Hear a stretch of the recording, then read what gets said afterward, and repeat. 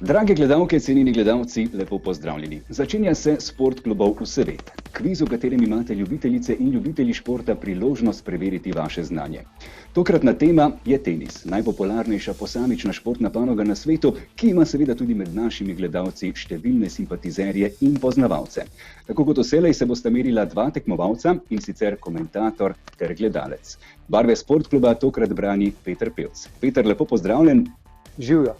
Kako preživljaš te karantenske dni in kako nekako se seveda tudi ti veseliš tistega povratka v normalo? Moram priznati, da je lušen doma, pravzaprav malo se umiriti, biti malo z družino.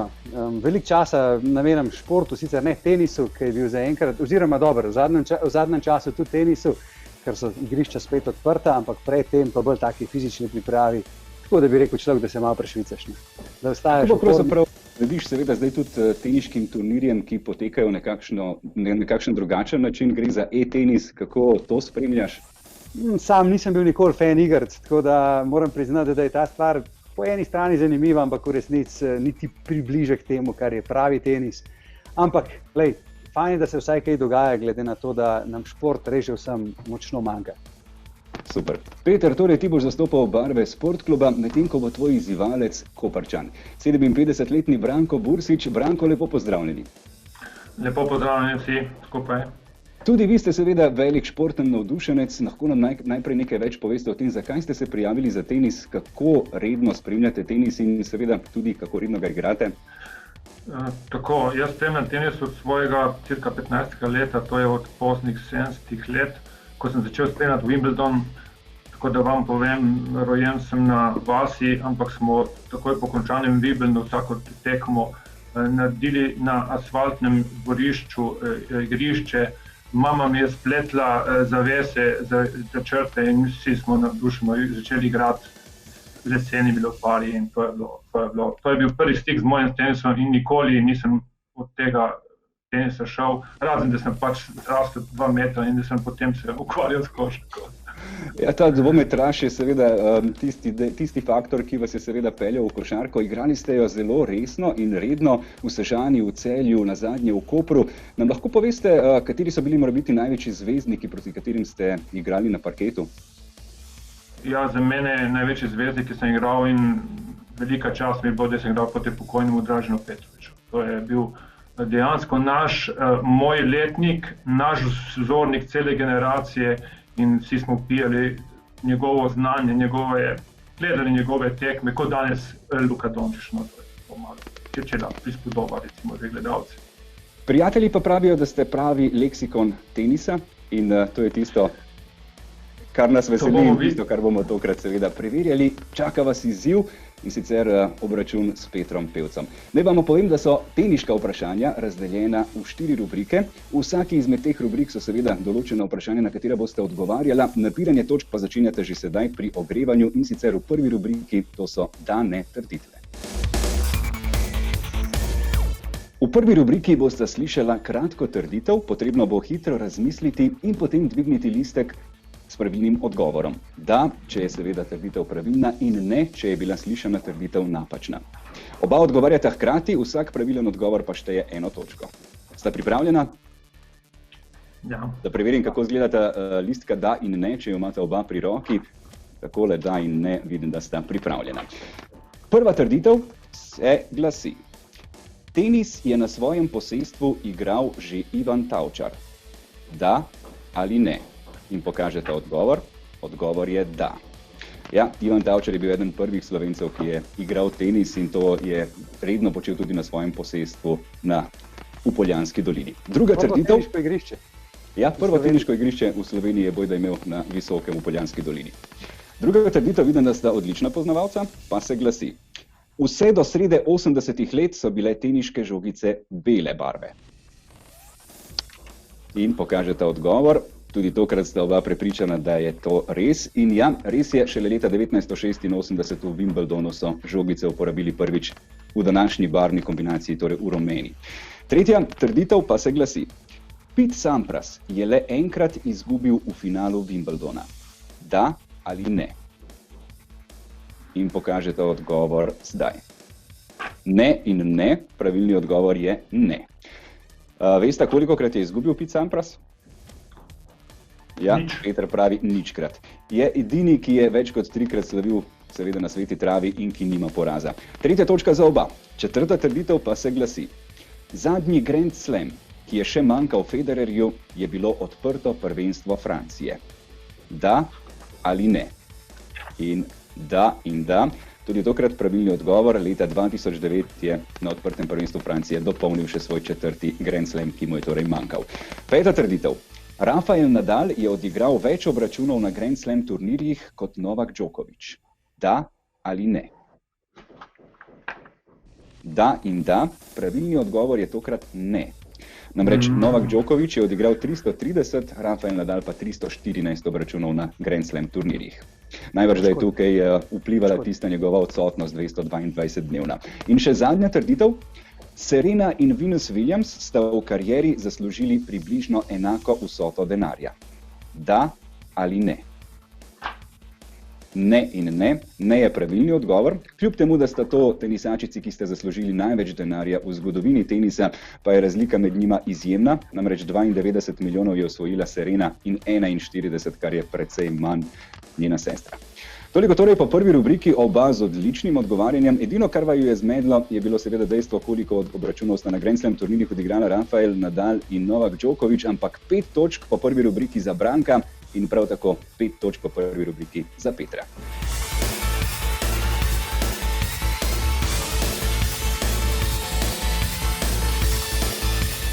V naslednji rubriki so na vrsti kratka vprašanja. Vsak tekmovalec ima na voljo 60 sekund, da odgovori na čim večje število kratkih vprašanj.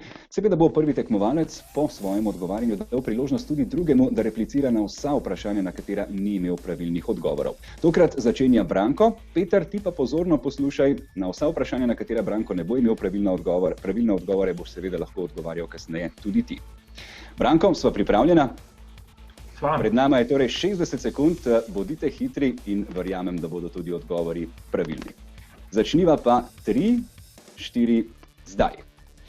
Kdo med najuspešnejšo deseterico vseh časov je edini v finalih Grand Slam turnirjev večkrat izgubil kot zmagal? Murray. Ne. Katera tenisača sta ob Federerju 5-krat osvojila odprto prvenstvo ZDA? Pete Sampras Tako je. in Novak Djokovic. Ne. Kdo je dobil največji odstotek obračunov na Grand Slam turnirjih? Novak Djokovic. Ne. Kateri tenisač ima edini 2 zlati olimpijski medalji v posamični konkurenci? Rafael Nadal. Ne. Kdo je kot najmlajši postal številka 1 na ATP lestvici?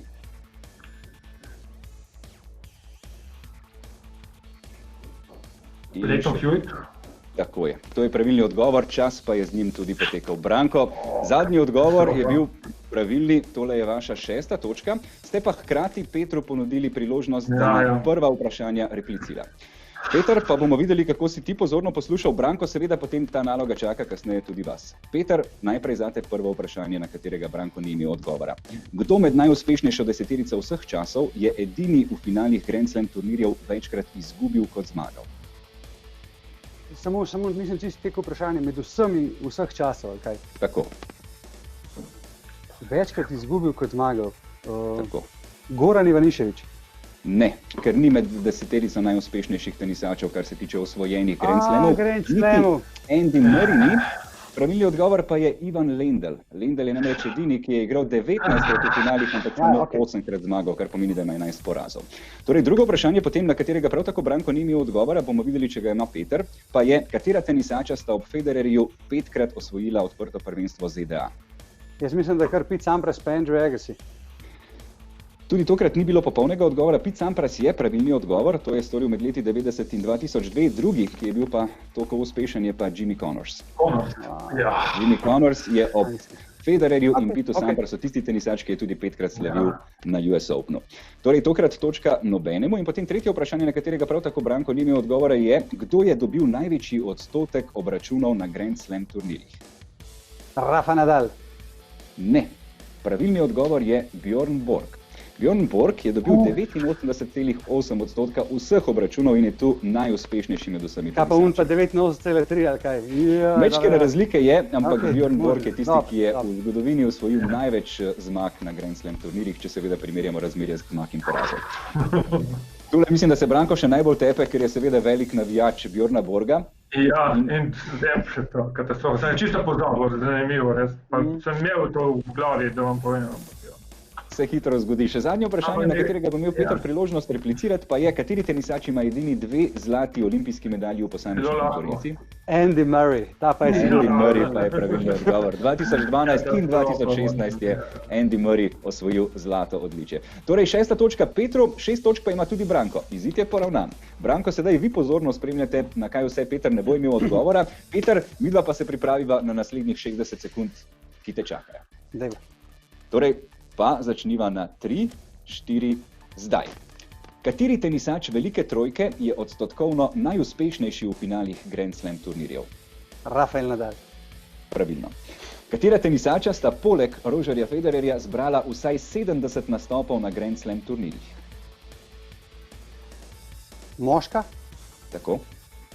Katera tenisača? Novak Djokovic, Rafael Nadal. Ne.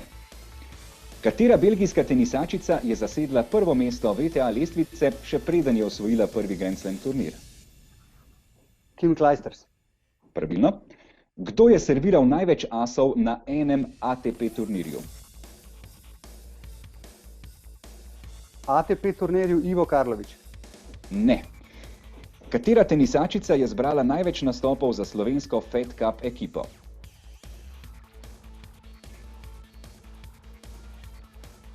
Še 4 sekunde? Katarina Srebotnik. Ne. Videl, da ni. Torej, Peter je pri tej rubriki osvojil dodatni 2 točki in je pri 8, Branko pa ima priložnost popraviti nekaj Petrovih trditev. Najprej na drugo vprašanje, na katerega Peter ni imel odgovora, in sicer tudi to je bilo zapleteno. Katera tenisača sta poleg Rogerja Federerja zbrala vsaj 70 nastopov na Grand Slam turnirjih? Nastopov je. Branko, morebiti veš? Rafael Nadal, Ivan Lendl. Ne. Pravilni odgovor je Feliciano Lopez in Fabrice Santoro.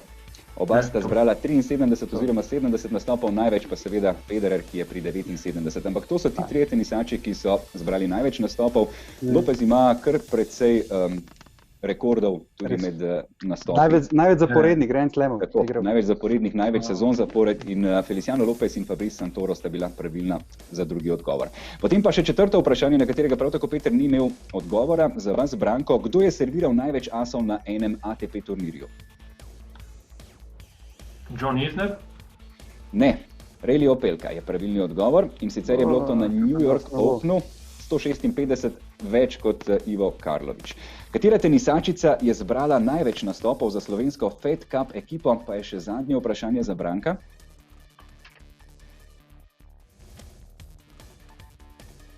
Mima Jošović. Ne, Tina Križan. Tina Križan je 12 let to sem gruntil, pazi, ne. slovenske reprezentance in zbrala največ nastopov. Je pa res, da sta bila tudi tu pravzaprav oba blizu. Branko torej ostaja pri 6 točkah, medtem ko je Peter pri 8 točkah. Izid je še vedno izjemno blizu, čaka pa vaju že tretja rubrika.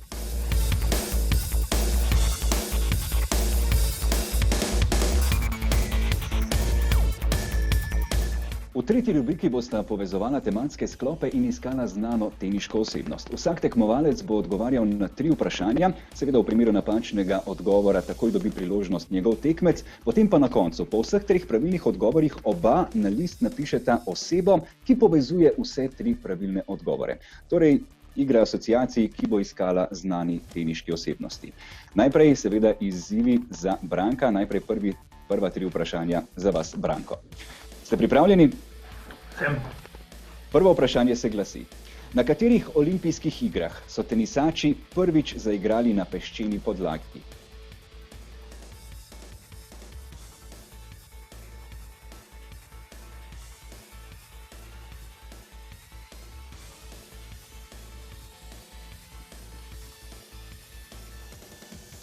Morda veste?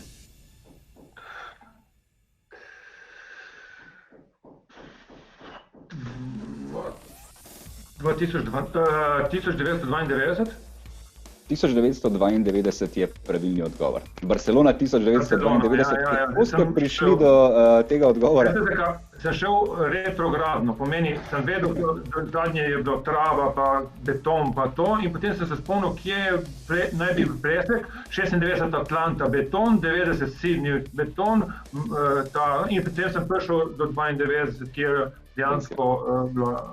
Ja, pravzaprav je 6-krat so olimpijske igre potekale na trdi podlagi, enkrat seveda na travnati v Wimbledonu, enkrat pa tudi na peščeni podlagi v Barceloni. Torej, prvi odgovor, ki je pravilni, je Barcelona 1992. Zdaj pa že drugo vprašanje za Branka. In sicer, drugo vprašanje, Branko, pa se glasi: kateri tenisač je zbral največ zaporednih zmag na Grand Slam turnirjih?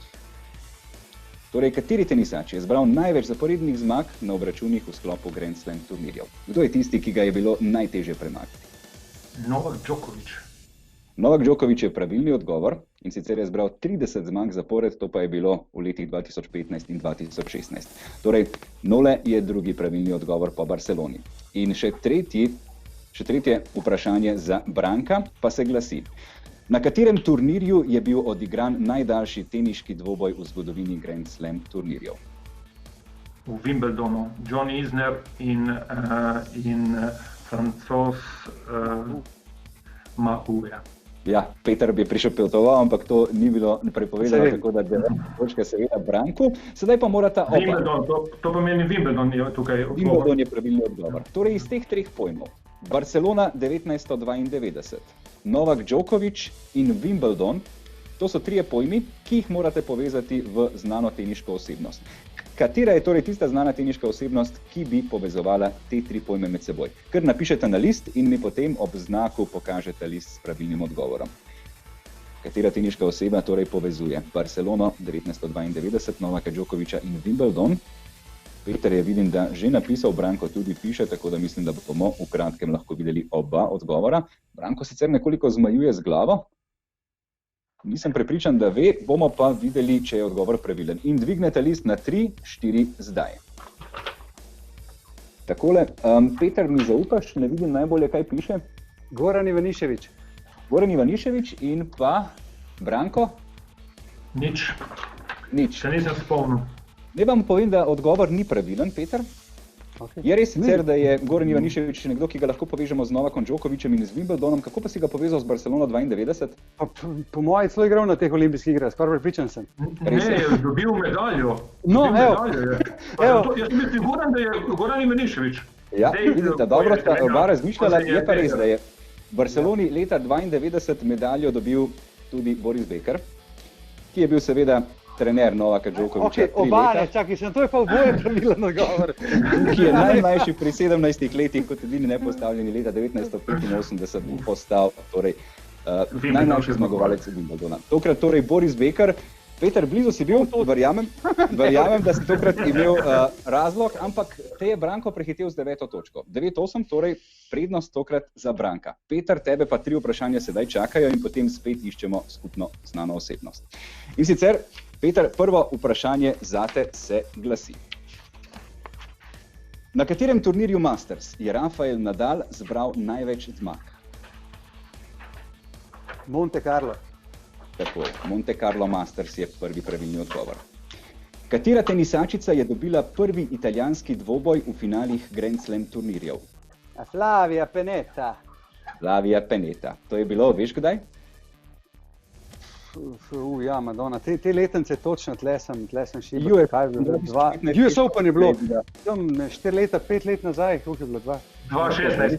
2015 US Open, veš pa komu je igrala seveda Flavia Pennetta. Torej, Flavia Pennetta je drugi pravilni odgovor po Monte Carlo Mastersu. Pa tretje vprašanje pa se glasi: kateri izmed Grand Slam turnirjev je bil ustanovljen zadnji?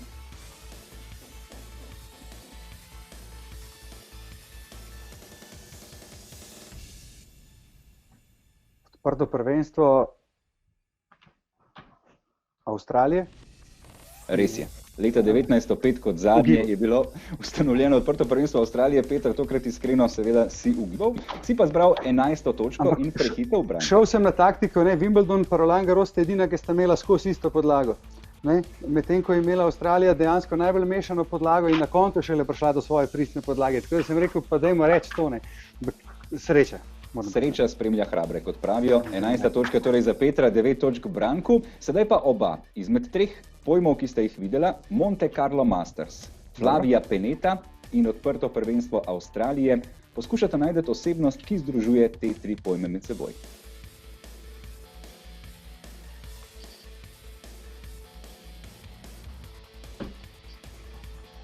Kaj združuje Flavio? Po prvih dveh sem mislil, da vem, zdaj tale odprto prvenstvo v Avstraliji me je pa uničil. Meni se ne sanja tudi. Čakaj, še sekundo nam nadej.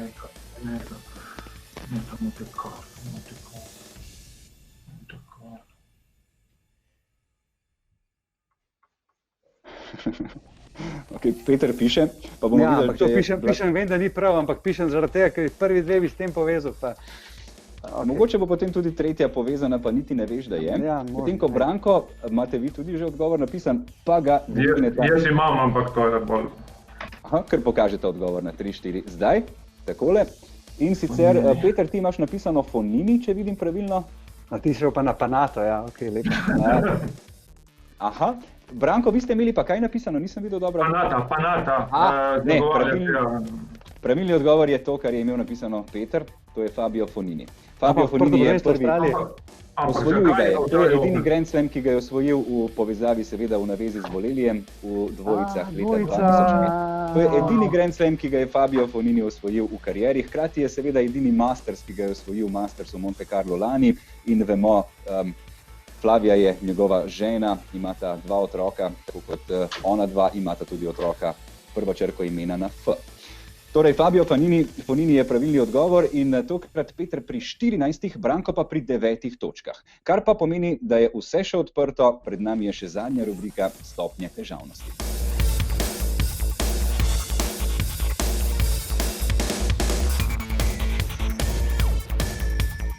V zadnji rubriki Stopnje težavnosti boste lahko oba tvegala, saj imata ob iskanju znane teniške osebnosti na voljo 5 trditev. Tista najtežja je seveda vredna 5 točk, tista najlažja pa 1 točko. Potem, ko boste slišala vsako trditev, boste imela nekaj sekund časa za to, da najdete pravilni odgovor. Če ga ne boste imela, bomo seveda nadaljevali z naslednjo trditvijo.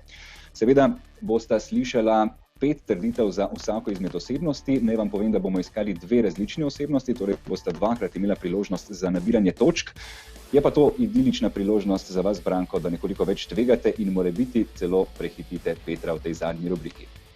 Oba tekmovalca odgovarjata hkrati, seveda je število točk, ki ga boste dobila za pravilni odgovor, identično tistemu, kako težavno bo vprašanje oziroma trditev, ki jo boste slišala.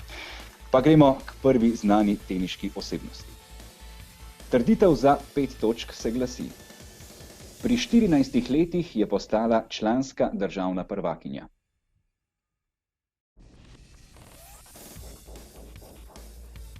Če nimate odgovora, nadaljujemo. Aha, Branko, izvolite. Jennifer Capriati.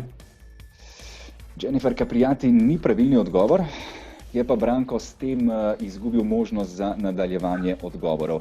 Torej, Peter, sedaj si sam ti, ki odgovarjaš, in sicer trditev za 4 točke se glasi: zmago na Orange Bowl je osvojila naslov mladinske svetovne prvakinje. Katera tenisačica je torej pri 14 letih postala državna prvakinja in kasneje tudi mladinska svetovna prvakinja zmago na Orange Bowlu? Peter še ne bo tvegal? Ni treba.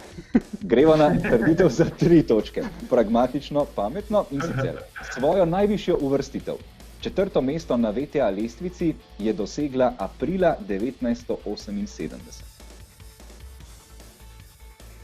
Najvišja je bila 4. leta 1978, predtem svetovna prvakinja, mladinska seveda in pa članska državna. Peter, še naprej. Gremo za 2, ja. Gremo na 2. Osvojila je Wimbledon med mladinkami in odprto prvenstvo Francije med članicami. Nima Javševec. To je pa pravilni odgovor. Branko, kdaj ste vi vedeli? Nisem hotel iti. Peter ni hotel tvegati. Branko, ste vi vedeli, da je Mima tista osebnost, ki jo iščemo? Zdaj na koncu, prej ne. Prej ne. Jaz sem prevedel, pretretem, sam nisem rekel brez veze riskirati. Ja, vse prav, isto pravilno. Peter je šel tu pametno in je zbral novi 2 točki in je trenutno pri 16. Pred nami pa še zadnje vprašanje oziroma še zadnja znana osebnost, ki jo bomo iskali prav tako s trditvami od 5 do 1. Tokrat trditev za 5 točk. 3-krat zapored je osvojil Wimbledon. Tokrat malo bolj previdno oba, ker veste, da lahko napačen odgovor prinese veliko slabega. Za 4 točke nadaljujemo s trditvijo, ki se glasi: pred teniško kariero je bil svetovni prvak v namiznem tenisu.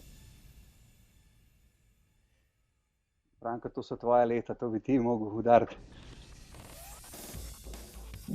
Gremo na trditev za 3 točke. Postal je prvi, ki mu je uspelo osvojiti karierni Grand Slam. Branko?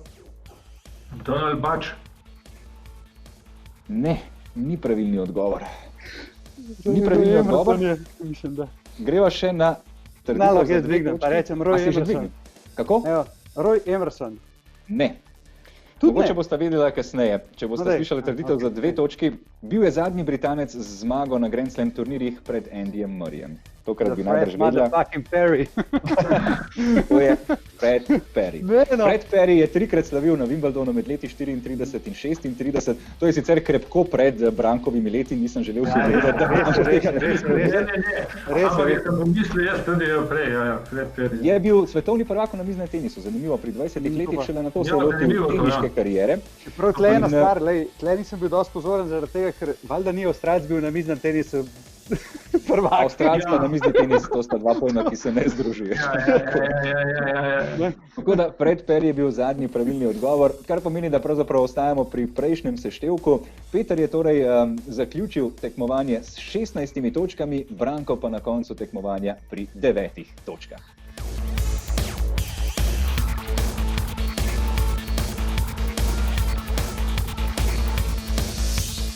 Tako smo torej prišli do konca tokratne oddaje Sport klubov v svet. Seveda še pred koncem velika zahvala obema tekmovalcema. Branko, kako ste se vi znašli oziroma kako ste se počutili ob odgovarjanju na vsa ta teniška vprašanja? Odlično je bilo, še enkrat čestitke Petru, zaslužil zmagal.